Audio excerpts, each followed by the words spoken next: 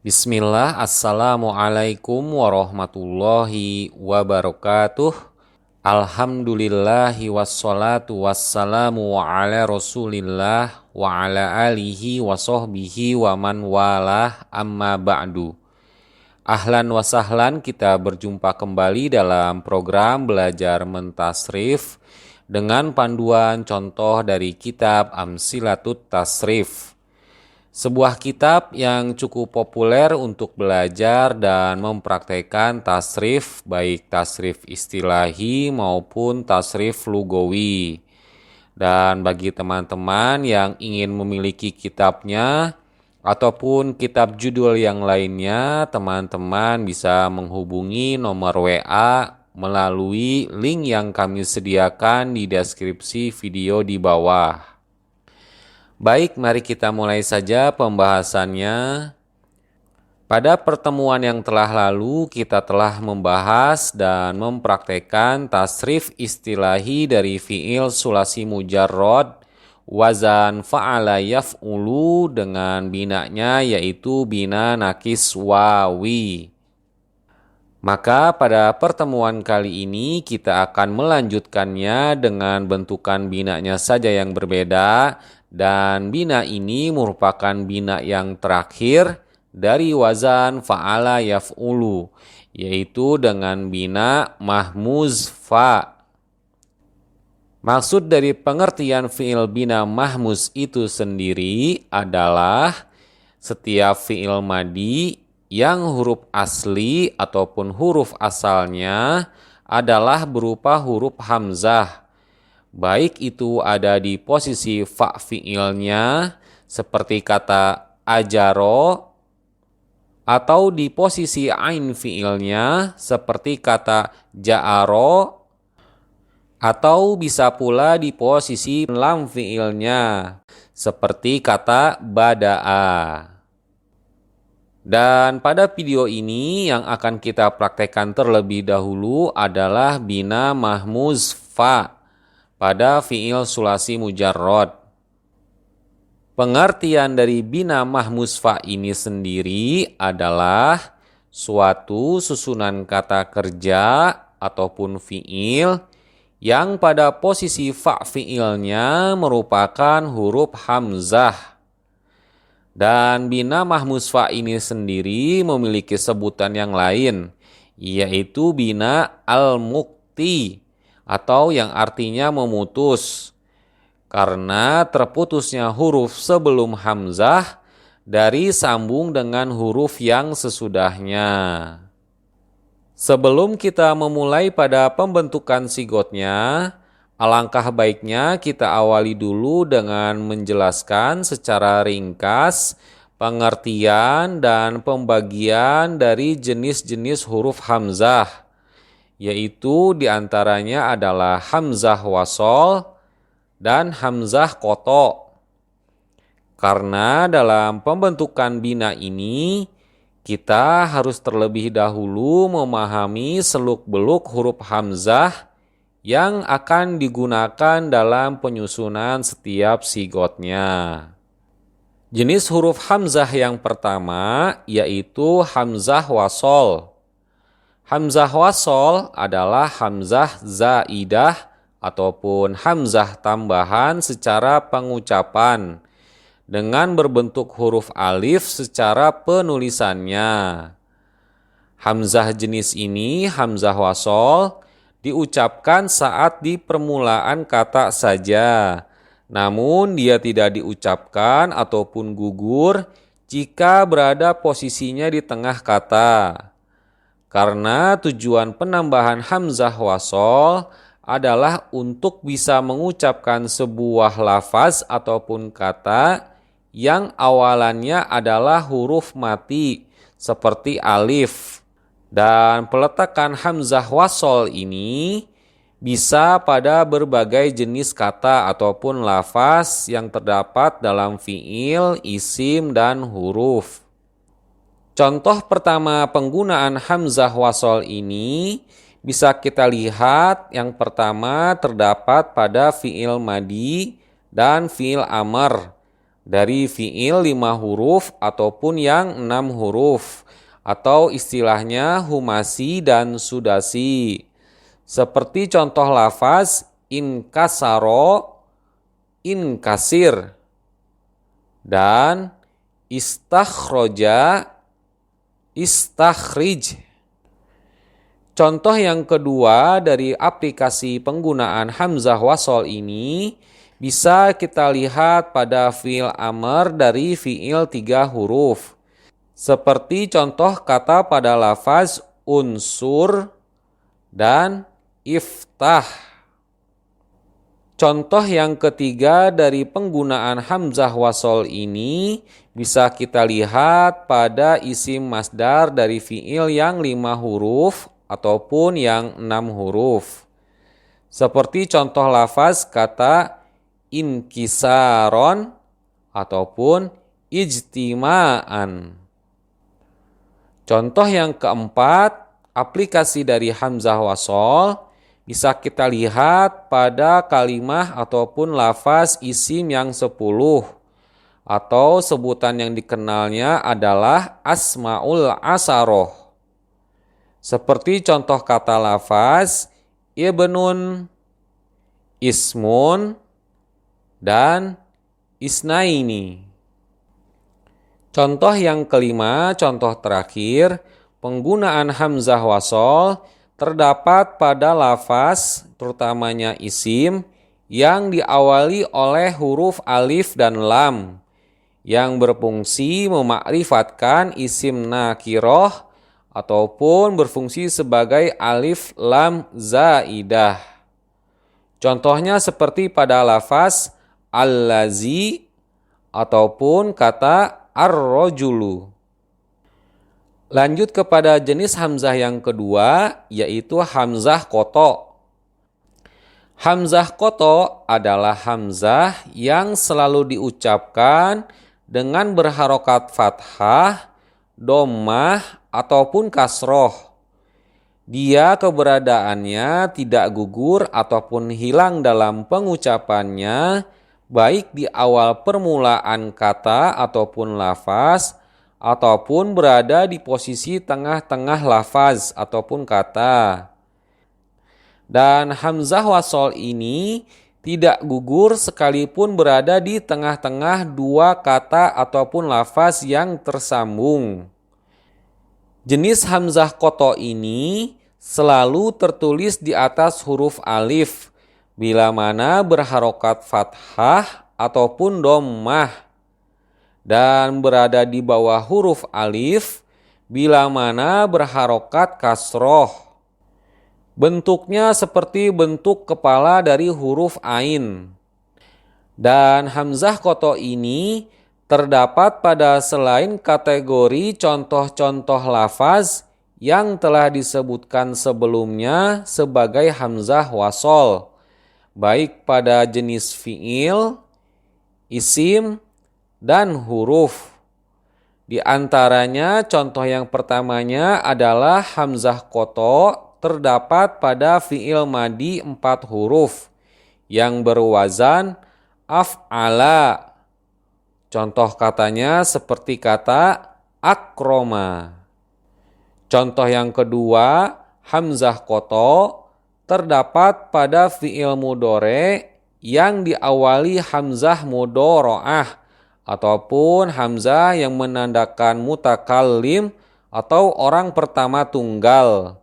Seperti contoh kata ata'allamu ataupun kata ukrimu. Contoh ketiga dari aplikasi hamzah koto ini bisa kita lihat pada fiil amr 4 huruf yang berwazan af'ala. Seperti contoh kata lafaznya akrim.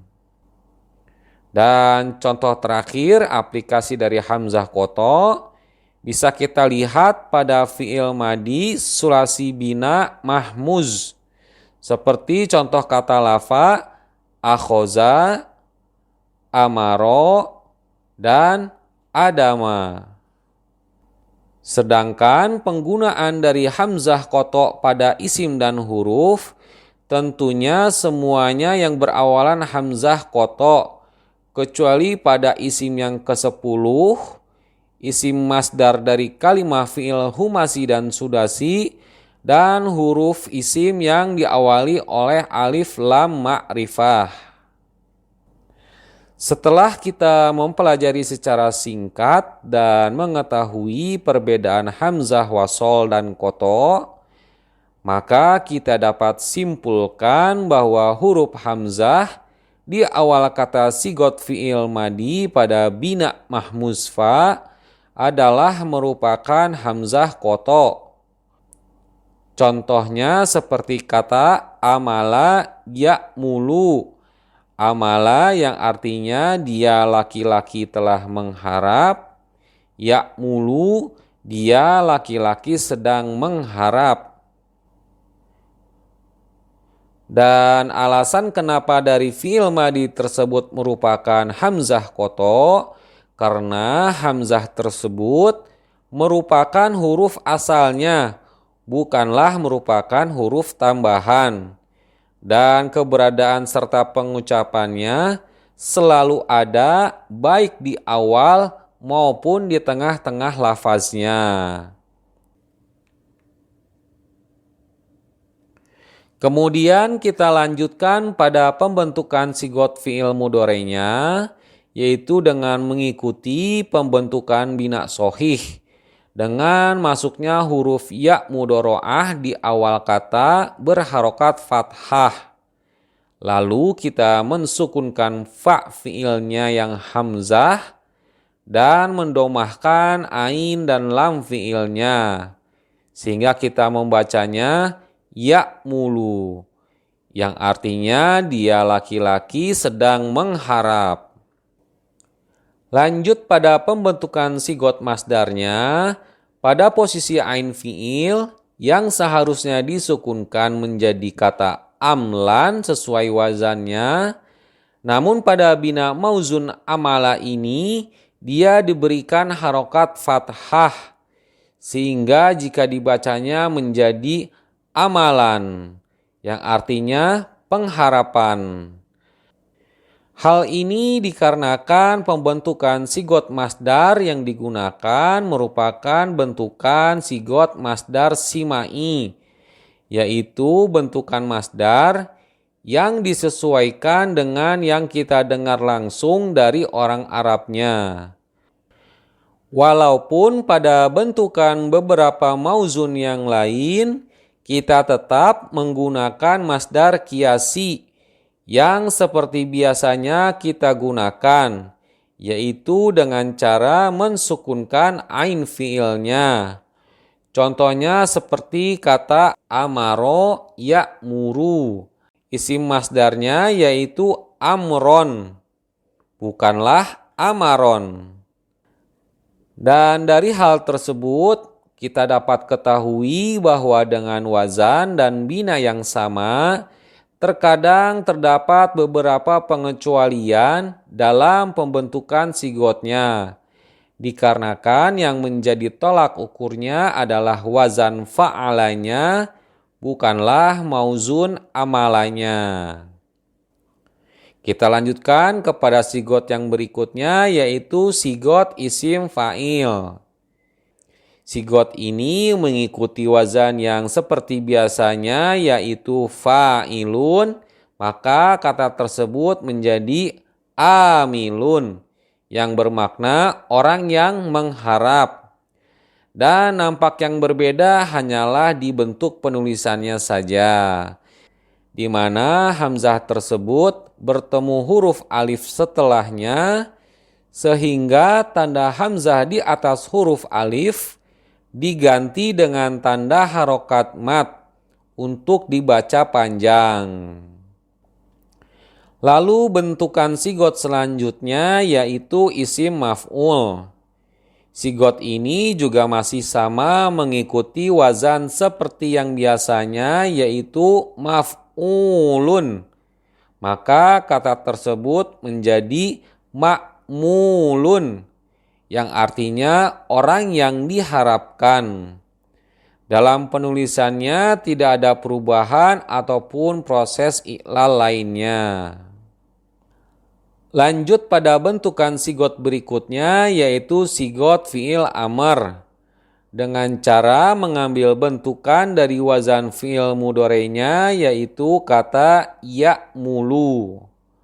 Lalu kita mengganti huruf ya mudhari'ah dengan huruf hamzah mengikuti wazan uf'ul. Namun di sini dikarenakan berkumpulnya dua hamzah dalam satu lafaz, yaitu pada awal kata hamzah wasol dan huruf hamzah pada fa fi'ilnya, maka lafaz fi'il amr ini mengalami proses i'lal. Sehingga huruf hamzah pada posisi fa fi'ilnya diganti menjadi huruf wawu. Alasan kenapa diganti dengan huruf wawu dikarenakan harokat huruf sebelumnya atau di awal katanya adalah harokat dhammah sesuai dengan wazannya. Dan harokat dhammah pasangannya adalah huruf wawu. Sehingga kita membacanya yaitu umul, artinya haraplah.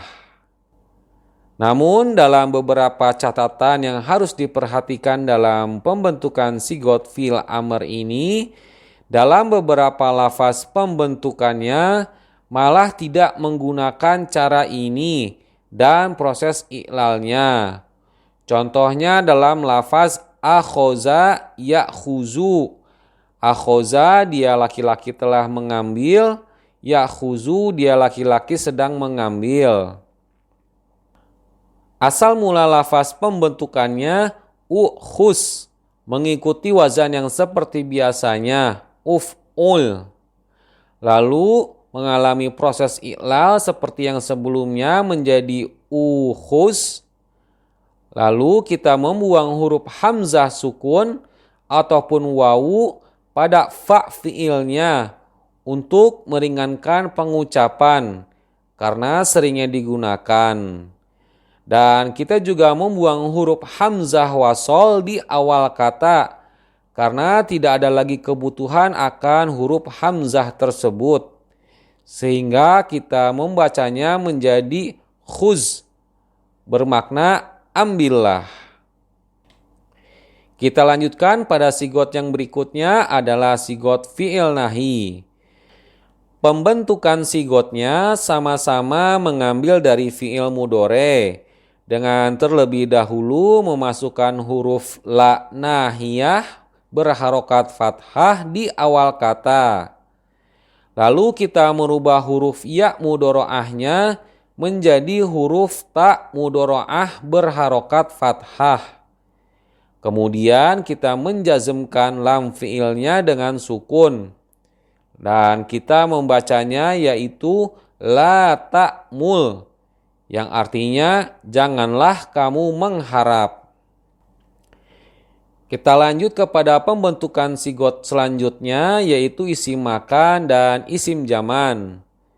Pembentukannya berasal dari fi'il mudhari juga, lalu mengganti huruf ya mudhari'ahnya dengan huruf mim berharokat fathah di awal kata, dengan tetap kita mensukunkan pada fa fi'ilnya yaitu huruf hamzah, lalu mengganti harokat dhammah pada posisi ain fi'il menjadi fathah. Dan yang terakhir kita mendomatain lam fi'ilnya jika kita membacanya yaitu ma'malun, yang artinya tempat atau waktu mengharap. Kemudian pembentukan sigot yang terakhir yaitu sigot isim alat. Pembentukannya tetap sama, masih berasal dari fi'il mudhari seperti halnya pada isim zaman dan isim makan. Hanya saja pada huruf mim di awal lafaz berganti harokat yang awalnya berharokat fathah menjadi huruf kasroh, sehingga jika dibaca menjadi mi'malun, yang artinya alat untuk mengharap. Setelah penjelasan bentukan pola dari setiap sigot yang ada dengan bina mahmusfa, kita mulai mempraktekkan tasrif dari wazan fa'ala yaf'ulu dengan mauzunnya lafaz akhoza ya'khuzu. Akhoza dia laki-laki telah mengambil, ya'khuzu dia laki-laki sedang mengambil. Dan seperti yang kita lihat di layar, terdapat tabel praktek tasrifnya dari sigot fi'il madi hingga sigot isim alat. Baik, mari kita mulai saja coba praktekan. Akhoza ya'khuzu akhzan akhizun ma'khuzun khuz la ta'khuz ma'khuzun ma'khuzun mi'khuzun. Sekali lagi. Akhoza ya'khuzu akhzan akhizun ma'khuzun khuz la ta'khuz ma'khuzun ma'khuzun mi'khuzun. Kata akhoza bermakna dia laki-laki telah mengambil. Ya'khuzu dia laki-laki sedang mengambil. Akhzan pengambilan. Akhizun bermakna pengambil. Ma'khuzun yang diambil. Khuz ambillah. La ta'khuz janganlah kamu ambil. Ma'khuzun bermakna tempat ataupun waktu mengambil. Mi'khuzun bermakna alat untuk mengambil. Kita coba praktekkan kembali dengan mauzun yang lainnya, yaitu dengan lafaz akala ya'kulu. Akala dia laki-laki telah makan, ya'kulu dia laki-laki sedang makan. Akala ya'kulu aklan akilun ma'kulun kul la ta'kul ma'kalun ma'kalun mi'kalun. Kita coba sekali lagi. Akala ya'kulu aklan akilun ma'kulun kul la ta'kul ma'kalun ma'kalun mi'kalun. Makna dari kata akala yaitu dia laki-laki telah makan. Kata ya'kulu bermakna dia laki-laki sedang makan. Lalu kata aklan bermakna makanan. Akilun bermakna sebagai orang yang makan. Ma'kulun bermakna yang dimakan. Kul bermakna perintah, makanlah. La ta'kul bermakna larangan, janganlah kamu makan. Ma'kalun bermakna tempat ataupun waktu makan. Dan yang terakhir, mi'kalun adalah alat untuk makan. Kita praktekkan sekali lagi yang terakhir dengan menggunakan mauzun yang lainnya, yaitu lafaz amaro ya'muru. Amaro dia laki-laki telah perintah, ya'muru dia laki-laki sedang perintah.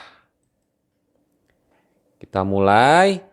Amaro ya'muru amron amirun ma'murun mur la ta'mur ma'marun ma'marun mi'marun.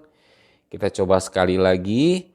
Amaro ya'muru amron amirun ma'murun mur la ta'mur ma'marun ma'marun mi'marun.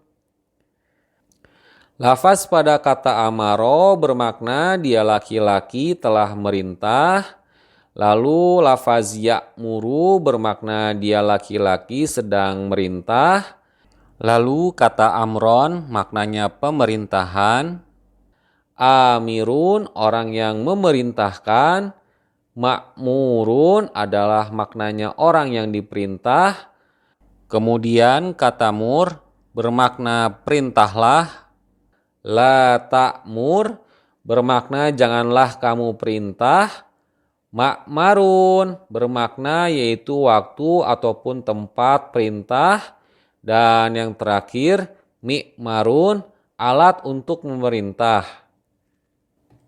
Setelah tadi kita telah mempraktekkan tasrif istilahi, beberapa dari wazan fa'ala yaf'ulu dengan bina mahmusfa, maka masih banyak lagi mauzun yang dapat dipakai untuk latihan teman-teman di rumah sebagai proses dalam melancarkan dan membiasakan praktek tasrif istilahi ini. Lafaz-lafaz mauzun itu diantaranya adalah yang pertama, abada ya'budu ubudan. Maknanya tetap ataupun tinggal. Yang kedua, abaro ya'buru ibaron. Maknanya menyengat. Yang ketiga, atama ya'tumu atmam. Maknanya berdiam. Yang keempat, asaro ya'suru asron. Maknanya memindahkan. Yang kelima, asana ya'sunu asnan. Maknanya adalah berubah. Lalu yang keenam, alaba ya'lubu alban. Maknanya yaitu berkumpul. Yang ketujuh, ahala ya'hulu ahlan. Maknanya adalah nikah. Yang kedelapan, ajaro ya'juru ajron. Maknanya adalah upah. Dan yang terakhir, yang kesembilan, asoro ya'suru asron. Maknanya adalah mengikat janji. Biiznillah dengan sering melazimkan latihan tasrif istilahi ini, teman-teman insya Allah akan mendapatkan banyak faedah untuk lebih cepat menguasai bahasa Arab. Wallahu a'lam bishawab. Baik, untuk pertemuan kali ini kita cukupkan saja sampai di sini. Saya mohon maaf jika ada kekurangan dan kekeliruan dalam penyampaian video ini. Insya Allah kita akan berjumpa lagi di pertemuan yang berikutnya. Saya mohon pamit undur diri. Subhanakallahumma wa bihamdika. Asyhadu alla ilaha illa anta astaghfiruka wa atubu ilaik. Assalamualaikum warahmatullahi wabarakatuh.